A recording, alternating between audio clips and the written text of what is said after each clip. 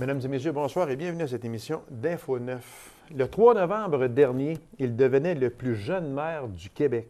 La population de Clermont lui donnait le mandat de diriger sa municipalité pour les 4 prochaines années. Alors, mesdames et messieurs, le nouveau maire de Saint-Vital de Clermont, M. Alexandre Nickner. M. Nickner, bonsoir. Bonjour, M. Lacasse. Merci d'avoir accepté cette invitation-là. Le plus jeune maire du Québec, on peut dire de votre âge, vous avez quel âge? J'ai 20 ans. Vous avez 20 ans. Comment on se sent à 20 ans, tout d'un coup, qu'on se réveille un bon matin et qu'on se dit, moi, je suis le plus jeune maire du Québec? Bien, en fait, c'est sûr que c'est un peu dur de le réaliser vite comme ça parce que ça se passe très vite, du jour au lendemain. Je commence là, à le réaliser un peu plus là, avec les dossiers qui commencent à rentrer. Puis ça fait quand même une semaine là, que je commence à travailler mes dossiers. Mais c'est ça. La politique vous intéresse sûrement parce que vous vous êtes présenté comme maire de Clermont. Mais comment on se lève pas un bon matin et on se dit, moi, je me présente comme maire à Saint-Vital de Clermont, même si j'ai seulement 20 ans. Ça vient comment? Est-ce que ça fait quand même quelques années que vous pensez à ça, puis j'aimerais ça être dirigeant? Comment c'est arrivé dans votre cas à vous? Bien, en fait, pas nécessairement dirigeant, mais c'est certain que j'ai tout le temps eu un peu un intérêt au niveau de la politique. OK. Puis au niveau de la politique municipale, bien, je pense que c'est quand même un engagement. Je le vois, c'est certain que c'est de la politique, mais je le vois quand même un peu plus près des gens que peut-être les autres niveaux gouvernementaux. Donc, c'est sûr que j'y pensais depuis plusieurs années, sauf que j'avais pas nécessairement l'âge pour pouvoir me présenter, premièrement. Et en fait, cette année, j'avais songé me présenter comme conseiller. Et en fait, en constituant mon équipe là, qui s'appelait Génération Clermont, on n'avait pas de candidat au niveau de la mairie. OK. Et à ce moment-là, il n'y avait pas d'intérêt. En tout cas, on n'avait pas eu d'écho de personnes qui voulaient se présenter à la mairie. Donc, j'ai choisi de me lancer, en fait. Fait que votre objectif premier, c'était de vous présenter comme conseiller, mais vu que l'opportunité était là comme maire, vous avez décidé de vous présenter comme maire à ce moment-là. À l'occasion, on dit qu'on a souvent tendance de ne pas élire des dirigeants trop jeunes. Peut-être question de maturité ou peu importe, on n'embarquera pas dans ça, par exemple. Mais comment avez-vous convaincu l'électorat et quels ont été les arguments positifs de votre campagne? Bien, c'est sûr que nous, on a présenté la première équipe politique au niveau, dans le fond, de notre municipalité. Donc, depuis la Constitution en 1936, ça ne s'était jamais vu. Donc, je pense que ce fait-là a aussi contribué à mon élection. En fait, on présentait quand même, j'aime l'appeler un peu un clé en main pour les citoyens, parce qu'on sait que bon, les précédentes élections n'avaient pas vraiment de choix pour les citoyens. C'était souvent élu par acclamation. Donc, on voulait présenter justement une équipe qui était constituée de jeunes. Donc, on a 5 candidats, moi compris, qui sont jeunes. Et en fait, des candidats d'expérience, mais aussi des femmes. En fait, on est très bien équilibrés, 3 femmes, 3 hommes. Donc, c'est un peu ça qu'on présentait. C'est un peu toute votre équipe complète qui a été oui, exactement. élue? On avait 3 candidats qui ont été élus par acclamation et on était 4, là, dans le fond, en élection.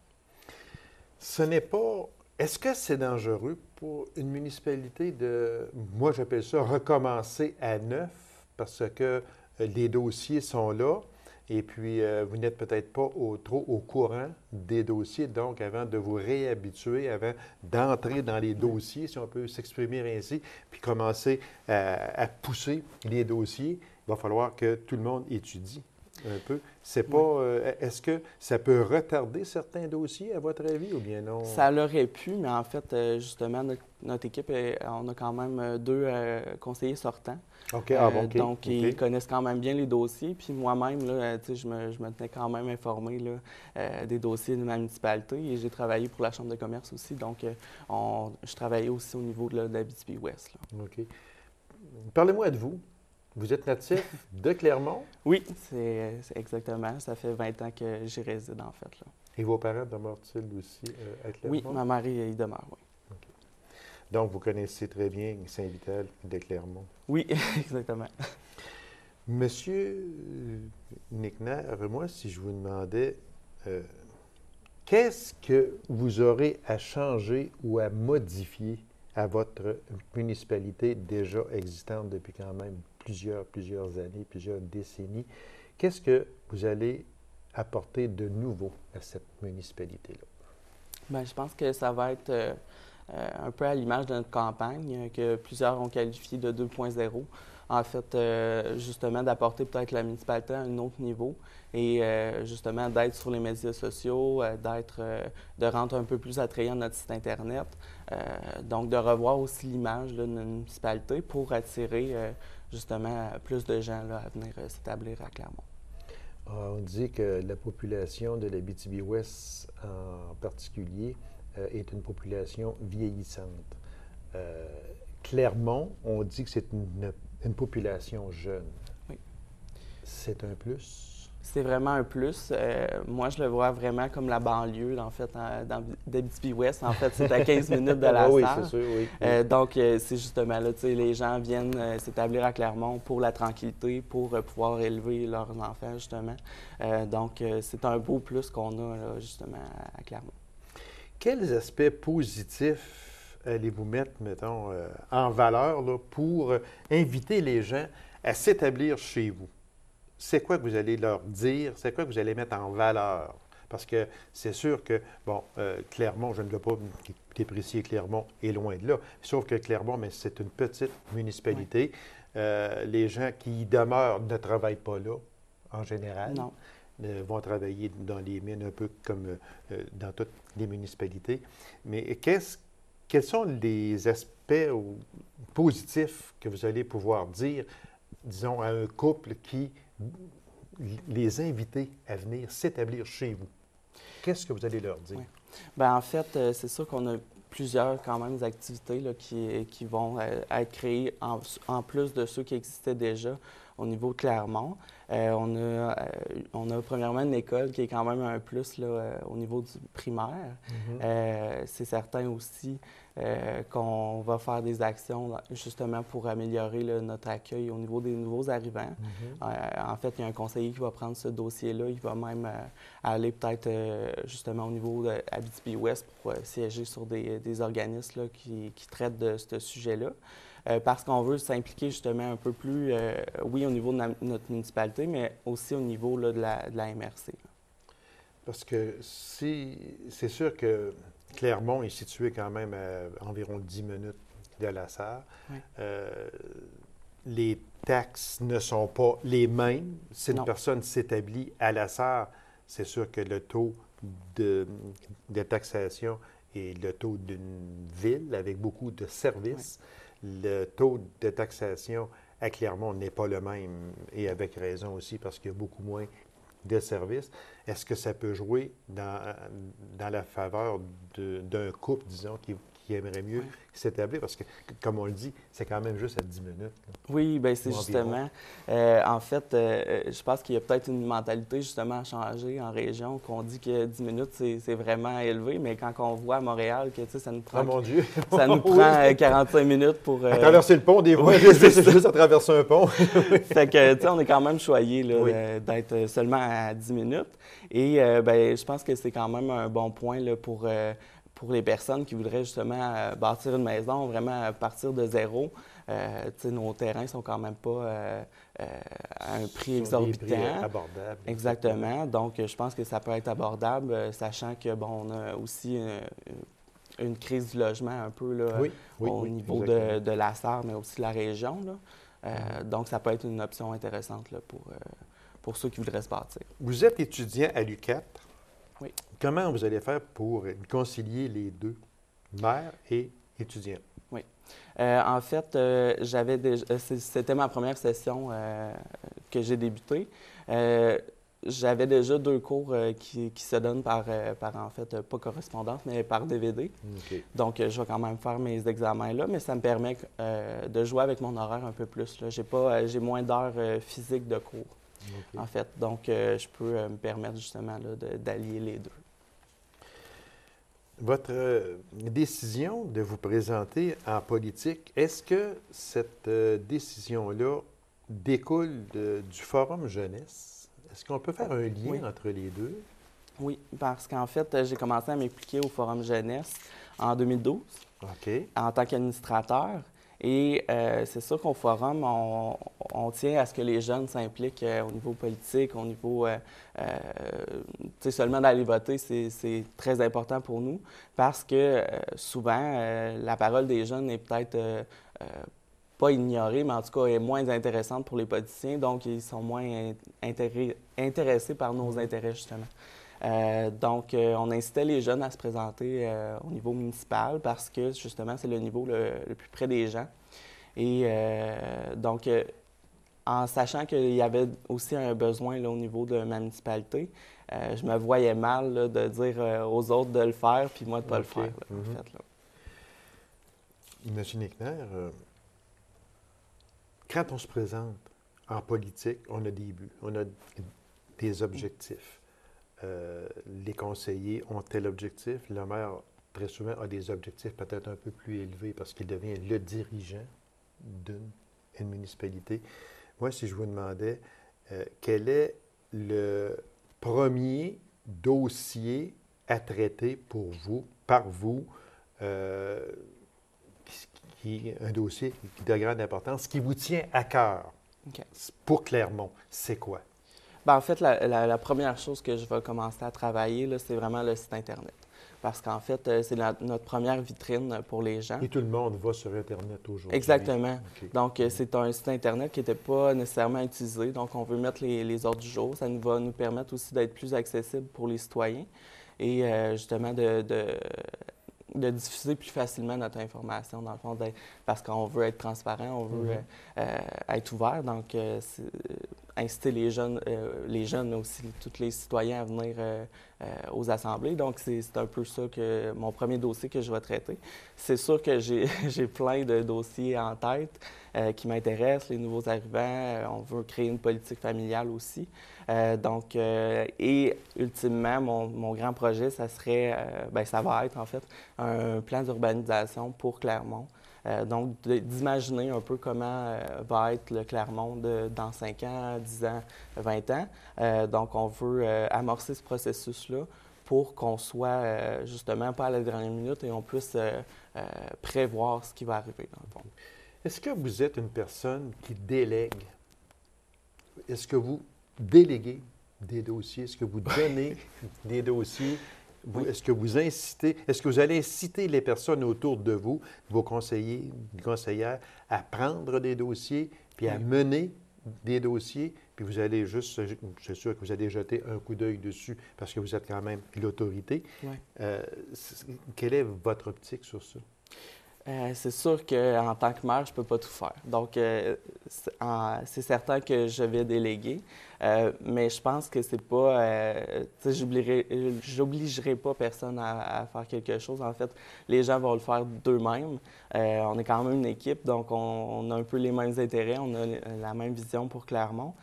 Donc, ça va un peu se faire là, de soi-même. OK. Puis, c'est sûr qu'on veut travailler justement... c'est sûr qu'il y a une personne qui va s'occuper d'un dossier, par exemple, mais on va quand même travailler tous ensemble là, pour ça. La parité homme-femme, ça vous tient à cœur? Oui, vraiment. C'est un des critères qui nous a permis, en fait, de constituer notre équipe parce qu'il y avait seulement une femme au niveau du conseil et seulement un jeune. Donc, c'est certain qu'on voulait apporter ça, cette vision-là, parce que on se le cache pas, là, les femmes sont quand même importantes dans notre société. Donc, d'avoir la vision aussi peut-être un peu plus différente là, qu'elles peuvent apporter, là, c'est vraiment important. Les personnes, disons, du troisième âge, il y en a à Clermont. Comment ces personnes-là vous ont vu arriver à la municipalité avec votre équipe Génération Clermont, qui est une équipe jeune? Est-ce que ça a été du positif? Oui, ben en fait, ben, c'est sûr qu'on ne peut pas plaire à tout le monde. Non, c'est sûr. Mais Ouais. oui, j'ai été agréablement surpris. En fait, je pense que même les personnes un peu plus âgées attendaient ça. Puis moi, j'aime à l'appeler un peu un mentor, mais justement, j'ai eu des bonnes discussions avec un ancien conseiller qui a été là pendant 15 ans. Donc, ça m'a permis d'avoir une vision un peu plus globale de ce qu'a été Clermont et de ce qu'on peut devenir aussi. Donc, oui, je pense que la place était là, mais personne n'osait la prendre. Donc, je pense que le résultat des élections montre en fait que la place était là, justement. Se doter d'une politique pour les nouveaux arrivants, ça vous tient à cœur beaucoup? Oui, en fait, c'est un des premiers dossiers qu'on va traiter. Les nouveaux arrivants, c'est justement les nouvelles personnes en fait qui s'intègrent à notre municipalité. C'est qu'est-ce qui nous permet de grandir. Donc, on trouvait important là, de bien les accueillir et en fait d'apporter là, les nouveaux outils là, pour les accueillir, justement. Si on parlait, en terminant, parce qu'il reste à peine 2 minutes, M. Nickner, projet au niveau culturel. Oui. Vous en avez? Oui, en fait, il y a un organisme qui est en train de travailler là, au niveau d'une fête d'été, ce qu'on n'avait pas nécessairement à Clermont. Donc, c'est un projet d'à peu près là, 10 000 Okay. Donc, la municipalité va regarder justement la possibilité de financer, en partie en tout cas, cette fête-là.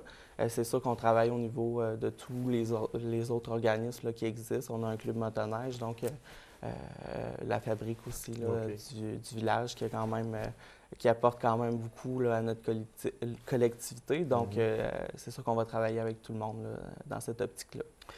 Monsieur Nickner, merci infiniment de vous être présenté à cette émission. Vous êtes, et je l'ai dit, je l'aurais dit, vous êtes le plus jeune maire au Québec au moment où l'on se parle, jusqu'à la prochaine élection.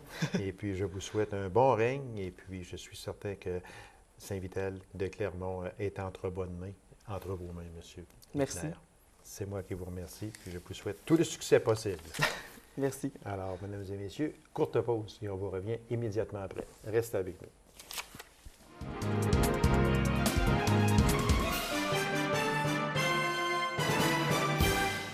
En avril dernier, plus précisément le 23, elle recevait le prix Hommage Bénévolat Québec et le 3 novembre dernier, elle était élue mairesse de la municipalité de Taschereau. Alors, mesdames et messieurs, avec grand plaisir, je reçois Mme Manon Luneau. Madame Luneau, bonsoir. Bonsoir. Merci d'avoir accepté cette invitation-là, Mme Luneau. Ça me fait plaisir. C'est très gentil à vous. On peut dire que 2013 a été une grosse année pour vous. Oui, vraiment, beaucoup de changements. beaucoup de changements. Beaucoup de surprises. Vraiment satisfaite de 2013. Oui, parce que c'était une grosse année pour vous. Je vous ai reçu ici à quelques occasions concernant les fêtes du 100e anniversaire. Oui. Et puis, après ça, là, on parle du prix Hommage, puis on parle de la mairesse. On va aller étape par étape, si vous me permettez. Les fêtes du 100e anniversaire, chose du passé, vous étiez présidente. Ce fut un beau succès. Vraiment, un très, très beau succès. Les gens sont vraiment satisfaits du résultat. L'implication par les bénévoles, 285 bénévoles qui se sont impliqués. On a eu près de... Une municipalité comme Taschereau, c'est beaucoup. 8000 visiteurs approximatifs qu'on a réussi avec un surplus de 30 000 en réussite à la toute fin. Là. 30 000 qui va être remis à qui? C'est remis dans les mains de la municipalité. Okay, on le transfère à la municipalité parce que c'est comme une tâche qui avait donné à ce moment-là à un certain comité de faire ce projet-là. Puis les sous sont remis à la municipalité.